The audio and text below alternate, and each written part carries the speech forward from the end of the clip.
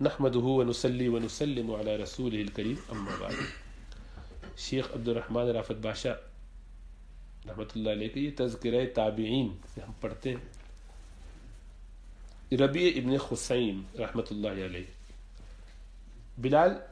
ہلال بن اصاف نے اپنے مہمان منذر ثوری سے کہا کہ کیا میں آپ کو ایک بزرگ کے پاس نہ لے چلوں تاکہ کچھ وقت ہم ایمان کی فضا میں گزار سکیں؟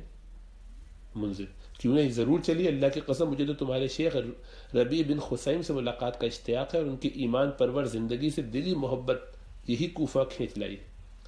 مگر کیا آپ نے ہمارے لیے بھی ان سے داخلے کی اجازت لے رکھی ہے؟ دیکھو یہ ادب، یہ تو اللہ والوں سے ملنے کا جذبہ، اس کی خواہش کی وجہ سے کوفہ آئے ہیں کہ اس بزرگ سے ملاقات ہو جائے. پھر ادب کیا ہے کہ ان کی اجازت کے بغیر ان کی مجلس میں نہیں جانا چاہیے. آپ نے کیا اجازت لے لی؟ آپ تو ان کی مجلس میں جاتے ہیں کہ ہم بھی آ جائیں. سنائے کہ جب سے انہیں فالج ہوا ہے وہ گھر کے ہو کر رہ گئے اور اپنے رب سے ہی لو لگائے بیٹھے ہیں، لوگوں کے ساتھ میل جول نہیں کر پاتے، گریز کرتے ہیں. ہلال: یقیناً وہ اس وقت سے ایسے ہی ہیں جیسا کہ آپ نے تذکرہ فرمایا، لیکن مرض سے ان کے اندر کوئی تبدیلی واقع نہیں ہوئی. ہاؤس باؤنڈ تو ہو گئے، گھر میں تو بند ہو گئے، اس لیے کہ اب چل نہیں پھر سکتے فالج کی وجہ سے. پھر تو کوئی بات نہیں، جانا چاہیے. مگر آپ جانتے ہیں کہ ان بزرگوں کے مزاج و عادات بڑے نازک ہوتے ہیں کہ ہم ان سے سوال کرنے میں پہل کریں یا خاموش رہیں کہ وہ جو کچھ فرمائے سنتے جائیں. یعنی اب یہ فوراً دوسرا ادب کہ ان سے معلوم کرنا چاہیے جس کے ساتھ میں جا رہا ہوں کہ جو ان کے مزاج سے واقف ہے کہ ان کا مزاج کیسا ہے. مجلس میں سوالات جوابات کی اجازت ہوتی ہے تو میں جاتی جیسے موقع ہو سوالات بھی کرنا چاہوں تو کر لوں، یا یہ کہ وہاں پہ پہلے بیان ہوتا ہے، بیان کے بعد کوئی موقع ہوتا ہے، یا یہ کہ بس صرف بیان ہوتا ہے، سوالات جوابات کا کوئی سلسلہ نہیں ہے تو نہیں کریں. تو جیسا مزاج ہے ویسے چلیں گے. یہ اس لیے پوچھا، اس کے مطابق چلنا چاہیے کیونکہ برکت اسی میں ہوگی، کیونکہ دینے والے تو اللہ سبحانہ و تعالیٰ. میری طلب سچی ہوگی، عقیدت کے ساتھ ہوگی، جذبے کے ساتھ ہوگی تو مجھے اس کا فائدہ ہوگا. آپ پورے سال بھی ان کے پاس بیٹھے رہے تو وہ آپ سے کلام نہیں کریں گے جب تک کہ آپ ان سے کلام نہ کریں. ابھی ہلال ان کو بتا رہے ہیں اگر آپ سوال کرنے میں پہل نہیں کریں گے تو وہ بھی ایسا نہیں کریں گے.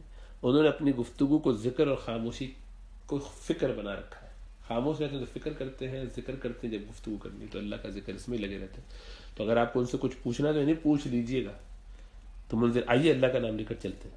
پھر یہ دونوں شیخ کی خدمت میں حاضر ہو کے جب ان کے پاس پہنچے تو سلام عرض کیا اور کہا کہ شیخ آج صبح کیسی گزری؟ شیخ: ایک گناہگار ضعیف کی حیثیت سے جو رزق کھا رہا ہے اور اپنی موت کا منتظر. ہلال: کوفہ میں ایک ماہر طبیب ہے، اگر اجازت ہو تو آپ کے علاج کے لیے اسے لے آؤں. شیخ: اے ہلال، مجھے معلوم ہے کہ دوا کرنا حق ہے، لیکن میں عاد و سمود، اصحاب الرس اور اس عرصے کی کئی صدیوں پر غور کرتا ہوں تو انہیں دنیا کی حرص اور متاع دنیا کے حصول کی رغبت میں دھسے ہوئے دیکھتا ہوں. یہ لوگ ہم سے بڑے مضبوط اور طاقتور تھے، ان میں اطباء بھی موجود تھے اور مریض بھی تھے، مگر جب موت آ گئی تو طبیب بچ نہ سکے نہ مریض محفوظ رہ سکے. پھر انہوں نے شدید جھرجھری لی اور کہنے لگے اگر یہ مرض ہوتا تو ہم ضرور اس کا علاج کراتے. یہ مرض نہیں ہے، اللہ بلانے کے لیے بندوبست فرما رہے ہیں. منظر: اگر یہ مرض نہیں ہے تو پھر اور کون سی چیز ہے جسے مرض کہا جائے؟ شیخ: گناہ. یعنی فرما رہے ہیں میرے گناہ کا وبال ہے، اللہ اس کو دھو رہے. منظر: اس کی دوا کی کیا صورت ہے؟ شیخ: استغفار. منظر: کیسے پتہ چلتا ہے کہ شفا حاصل ہو گئی؟ شیخ: یہ کہ آپ گناہ سے توبہ کر لیں اور دوبارہ اس کا ارتکاب نہ کریں تو ہو گئی توبہ. یہ پکا یقین ہونا چاہیے کہ توبہ قبول ہوگی. پھر انہوں نے غور سے ہماری طرف دیکھا اور فرمایا پوشیدہ گناہ، پوشیدہ گناہ 2 دفعہ فرمایا. ان پوشیدہ گناہوں کی فکر کرو جو لوگوں سے مخفی ہیں مگر اللہ تعالیٰ پر ظاہر و باہر ہیں. ان کی دوا تلاش کرو، ان کا علاج کراؤ. تنہائی کے گناہ، اپنے گناہ جو اپنی ذات میں ہوتے ہیں، ان کی دوا کیا ہے؟ منظر: شیخ: توبۃ النصوح، خالص توبہ، سچی توبہ. پھر انہوں نے رونا شروع کر دیا حتیٰ کہ ان کی داڑھی آنسوؤں سے تر ہو گئی. منظر: آپ تو اتنے پرہیزگار اور پارسا ہیں پھر بھی رو رہے ہیں. شیخ: آپ غلط سمت چل نکلے، میں پارسا نہیں ہوں. میں روؤں کیوں نہیں؟ ہم نے ایسے برگزیدہ جماعت کو پایا ہے کہ ہم تو ان کے پہلو میں چھپے ڈاکو ہیں، کیونکہ ہمارا اور ان کا طرز عمل تقوی و پرہیزگاری کے اعتبار سے ایک جیسا نہیں ہے. ہلال: ہم ان باتوں میں مصروف تھے کہ شیخ کا بیٹا کمرے میں آیا، سلام کیا اور باپ سے مخاطب ہو کر کہنے لگا کہ امی نے آپ کے لیے بہت عمدہ حلوہ تیار کیا، وہ چاہتی ہیں کہ آپ حلوہ ضرور کھائیں، کیا میں لے آؤں؟ شیخ نے کہا لے آؤ. لڑکا کمرے سے باہر نکلا ہی تھا کہ کسی سائل نے دروازہ کھٹکھٹایا، شیخ نے کہا کہ اسے اندر بلا لو۔ جب فقیر گھر کے صحن میں آیا تو میں نے اس کی طرف دیکھا کہ وہ ادھیڑ عمر شخص ہے، پھٹے پرانے کپڑے پہنے ہوئے، اور اس کے منہ سے لعاب بہہ کر تھوڑی سے نیچے گر رہا ہے۔ اس کی حالت سے لگتا تھا کہ یہ کوئی پاگل آدمی ہے۔ میں بھی اس کی طرف دیکھے جا رہا تھا کہ شیخ کا بیٹا حلوہ لے کر ایک تھال میں آ گیا۔ باپ نے اشارہ کیا کہ یہ سائل کے سامنے رکھ دو۔ بیٹے نے حکم کی تعمیل میں حلوہ اس کے سامنے رکھ دیا۔ سائل اس کی طرف متوجہ ہوا اور بڑی تیزی سے اسے کھانا شروع کر دیا۔ وہ کھاتا جا رہا تھا اور اس کا لعاب تھال میں پڑ رہا تھا۔ وہ کھانے کے عمل میں مشغول رہا حتیٰ کہ حلوے کا سارا تھال کھا گیا۔ بیٹے نے باپ سے مخاطب ہو کر کہا کہ ابو جان، اللہ آپ پر رحم فرمائے، ماں نے اتنی مشقت کے ساتھ آپ کے لیے حلوہ بنایا تھا اور ہماری خواہش تھی کہ آپ حلوہ کھاتے، لیکن آپ نے تو اس شخص کو ہی کھلا دیا جسے یہ بھی معلوم نہیں کہ وہ کیا کھا رہا ہے۔ باپ نے جواب دیا، بیٹا وہ نہیں جانتا مگر اللہ تو جانتا ہے۔ پھر انہوں نے قرآن کریم کی آیت پڑھی، لن تنالوا البر حتى تنفقوا مما تحبون وما تنفقوا من شيء فإن الله به عليم۔ لن تنالوا البر حتى تنفقوا مما تحبون، کہ تم ہرگز نیکی کو نہیں پہنچ سکتے جب تک کہ تم وہ خرچ کرو جسے تم پسند کرتے ہو۔ وما تنفقوا من شيء فإن الله به عليم، تم جو کچھ اللہ کی راہ میں خرچ کرو گے اللہ سبحانہ وتعالی اس کو جانتا ہے، اس سے باخبر ہے۔ اسی دوران ان کا کوئی عزیز اندر آیا اور اس نے کہا، اے ابو یزید، حسین بن فاطمہ رضی اللہ تعالیٰ عنہ قتل کر دیے گئے۔ شیخ نے انا للہ و انا الیہ راجعون پڑھا، پھر اللہ تعالیٰ کا یہ قول تلاوت کیا، قل اللہم فاطر السماوات والارض عالم الغیب والشہادہ انت تحکم بین عبادک فیما کانوا فیہ یختلفون۔ اے اللہ، آسمان و زمین کے پیدا کرنے والے، غیب و حاضر کا علم رکھنے والے، تو ہی اپنے بندوں کے درمیان اس چیز کا فیصلہ کر سکتا ہے جس میں وہ اختلاف کر رہے ہیں۔ اطلاع دینے والا آدمی شیخ کے ان کلمات پر مطمئن نہ ہوا اور کہنے لگا، آپ قتل حسین کے بارے میں کیا کہتے ہیں رضی اللہ تعالیٰ عنہ؟ شیخ نے فرمایا، میں کہتا ہوں ان کا لوٹ کر جانا بھی اللہ کی طرف سے ہے اور ان کا حساب بھی اسی کے ذمہ، یعنی وہ اللہ کی طرف تو گئے ہیں۔ ہلال کہتے ہیں کہ ظہر کا وقت قریب آیا، لہٰذا میں نے شیخ سے عرض کیا کہ مجھے کوئی نصیحت کیجیے۔ ہلال، شیخ صاحب فرماتے ہیں، ہلال، لوگ تیری بہت زیادہ تعریفیں کریں تو کہیں ان کے دھوکے میں نہ آ جانا۔ لوگ تو تیرے ظاہر کو جانتے ہیں، باطن سے لا علم ہے، لیکن جان لو کہ تم تو اپنے اعمال کے سپرد کیے جانے والے ہو، ہر وہ عمل جس کا مقصود رضا الہی نہ ہو بے سود ہے۔ منذر نے عرض کیا کہ جناب مجھے بھی کوئی نصیحت فرمائیے۔ منذر، اپنے اعمال کی بابت اللہ سے ڈرتے رہو، اور جس چیز کا تجھے علم نہیں وہ اس شخص سے پوچھ لو جو اس کا علم رکھتا ہے۔ منذر، تم میں سے کوئی یہ نہ کہے کہ اے اللہ میں توبہ کرتا ہوں پھر گناہوں سے باز نہ آئے، اس طرح تو وہ جھوٹ کا مرتکب ہوگا۔ اسے کہنا چاہیے کہ اللہ مجھے گناہوں سے بچا لے، یہ الفاظ اس کی دعا بن جائیں گے۔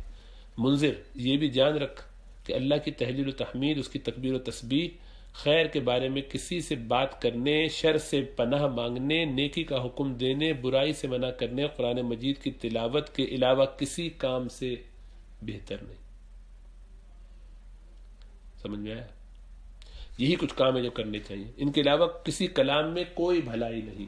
دوبارہ سنیے، منذر، یہ بھی جان رکھو کہ اللہ کی تحلیل و تحمید، یعنی اللہ کے لیے لا الہ الا اللہ کہنا، حمد الحمدللہ کہنا، اس کی تکبیر اللہ اکبر کہنا، اس کی تسبیح سبحان اللہ کہنا، اسی طرح خیر کے بارے میں کسی سے کوئی بات کرنا، کوئی خیر کی بات اچھی کرنا، یہ دین کی بات۔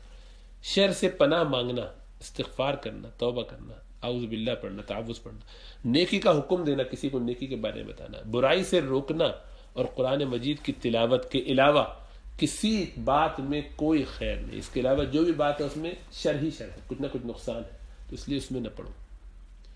ہم کافی دیر سے آپ کے پاس بیٹھے تھے لیکن آپ نے اپنی گفتگو میں شاعری سے کوئی مدد نہیں دی، یہ مجھے سوال کر رہے ہیں دوبارہ۔ ہم نے آپ کے کئی دوستوں کو دیکھا جو اشعار سے مثالیں پیش کرتے ہیں۔ شیخ، آپ اس دنیا میں جو بات بھی منہ سے نکالیں گے وہ لکھ لی جائے گی اور روز قیامت پڑھ کر آپ کو سنائی جائے گی۔ مجھے یہ ناپسند ہے کہ میرے نامہ اعمال میں کوئی شعر ہو جو قیامت کے روز مجھے پڑھ کر سنایا جائے۔ پھر وہ ہماری طرف متوجہ ہو کر فرمانے لگے، موت کو اکثر یاد کیا کرو، یہ تمہارا نظر نہ آنے والا رقیب ہے۔ جب کوئی چیز لمبا عرصہ غائب رہے تو اس کا پلٹ کر آ جانا اور اپنے شکار کے تعاقب میں لگ جانا قریب ہوتا ہے۔ اس کے بعد شیخ آپ دیدہ ہو کر فرماتے ہیں، ہم اس کل کے لیے کیا تیاری کر رہے ہیں۔ اذا دکت الارض دکا وجاء ربک والملک صفا صفا وجیء یومئذ بجہنم، جب زمین کو پوری شدت کے ساتھ ہلا ڈالا جائے گا اور تیرا رب اور فرشتے صف در صف آئیں گے اور جہنم کو سامنے لا کھڑا کیا جائے گا۔ ہلال کہتے ہیں ربی اپنی بات مکمل نہیں کر سکے تھے کہ ظہر کی اذان ہو گئی اور وہ اپنے بیٹے کی طرف متوجہ ہو کر کہنے لگے آؤ اللہ کی طرف پکارنے والے کی پکار کا جواب دینے چلے۔ بیٹے نے ہم سے کہا کہ انہیں مسجد تک پہنچانے میں آپ میری معاونت فرمائیے، مدد فرمائیے، اللہ آپ کو جزائے خیر عطا فرمائے۔ ہم نے ان کو اٹھایا، وہ اپنا دایاں بازو بیٹے کے کندھے پر اور بایاں بازو میرے کندھے پر رکھے ہوئے مسجد کی جانب جا رہے تھے کہ ان کے پاؤں زمین پر گھسٹ رہے تھے۔ منذر نے ان سے کہا کہ ابو یزید اللہ نے آپ کو رخصت دے رکھی ہے، آپ گھر میں ہی نماز پڑھ لیتے ہیں۔ شیخ بولے بات ایسی ہی ہے جیسے آپ کہہ رہے ہیں، یعنی رخصت ہے، لیکن میں نے مؤذن کو یہ کہتے ہوئے سنا ہے کہ فلاں کی طرف آؤ، فلاں کی طرف آؤ۔ اگر تم میں سے کوئی کسی آدمی کو فلاں کی طرف بلاتے سن لے تو اسے اس کی دعوت اور آواز کو قبول کرنا چاہیے، خواہ وہ رینگ کر ہی اس کی طرف کیوں نہ جائے۔ فرماتے ہیں کہ یہ ربی ابن خثیم ہے، ان کی نیکی اور پاسداری کا تذکرہ آپ نے سنا ایک مجلس میں۔ یہ ہے کون؟ سنیے، یہ نابغہ روزگار کبار تابعین میں سے ہیں اور ان 8 آدمیوں میں سے ہیں جو اپنے دور میں زہد اور ورع کی انتہا کو پہنچے ہوئے تھے۔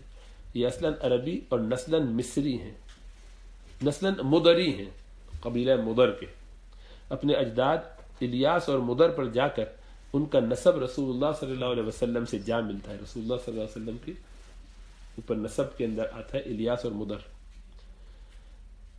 انہوں نے بچپن سے ہی اطاعت الہی کے ماحول میں پرورش پائی، اسی عمر میں اپنے نفس کو تقوی اور زہد کا پابند بنائے رکھا۔ والدہ رات کو سوتے میں بیدار ہوتی تو اپنے بیٹے کو جائے نماز بچھائے مناجات میں محو اور نماز میں مستغرق دیکھتی تو کہتی کہ ربی بیٹا تو سوئے گا نہیں؟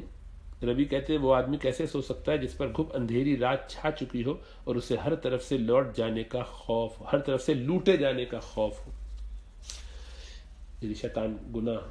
یہ جواب سن کر بوڑھی ماں کی آنکھوں سے آنسو بہ نکلتے اور اپنے بیٹے کے لیے خیر و بھلائی کی دعائیں کرنے لگتے۔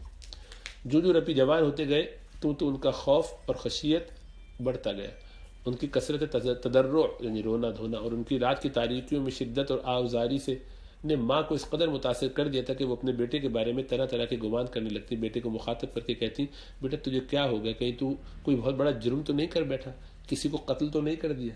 بیٹا جواب میں دیتا ہاں میں نے ایک جان کو قتل کر ڈالا ہے۔ ماں چوک کر پوچھتی بیٹا بتاؤ کون مقتول ہے، ہم لوگوں سے کہلوا کے اس کے ورثاء کو راضی کر لیں گے، اس کے آپ کو معاف کر دیں۔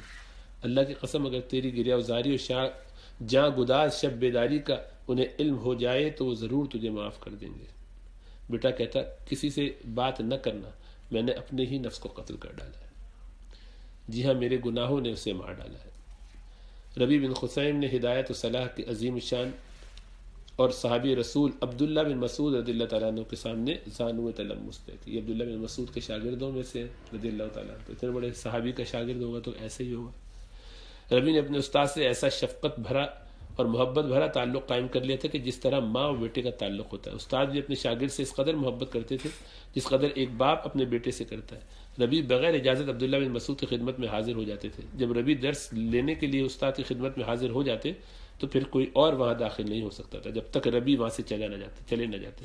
ابن مسعود رضی اللہ تعالیٰ عنہ اپنی عظیم الرفعت شاگرد ربی کے پاس کی پاکیزہ نفسی، اخلاص قلبی اور احسان عبدی کو دیکھتے تو انہیں ربی کے نبی اکرم صلی اللہ علیہ وسلم کے دور سعید میں آپ کی صحبت سے محروم رہ جانے کا افسوس ہوتا کہ کاش یہ رسول اللہ صلی اللہ علیہ وسلم کے زمانے میں ہوتے۔